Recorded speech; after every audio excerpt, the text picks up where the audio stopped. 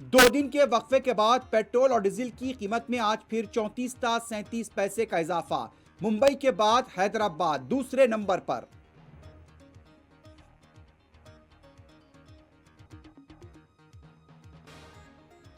मुल्क में आज कोविड के 18,987 नए केसेस, 246 अमवात।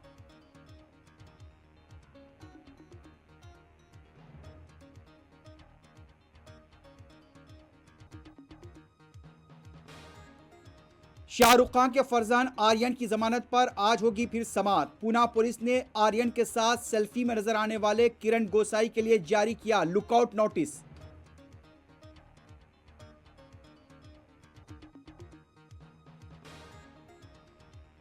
मोहन भागवत और राजनाथ सिंह के सावरकर से मुताल्लिक रिमार्क पर बैरिस्टर ओवैसी की हकगोई के बाद बयानबाजियों में शिद्दत।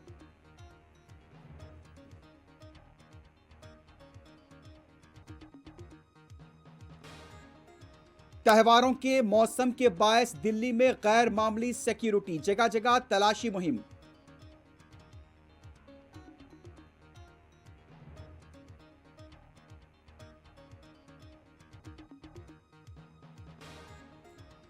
नॉर्वे में तीर कमान के साथ हमला, 5 अफराद हलाक, मुताद्दिद जख्मी।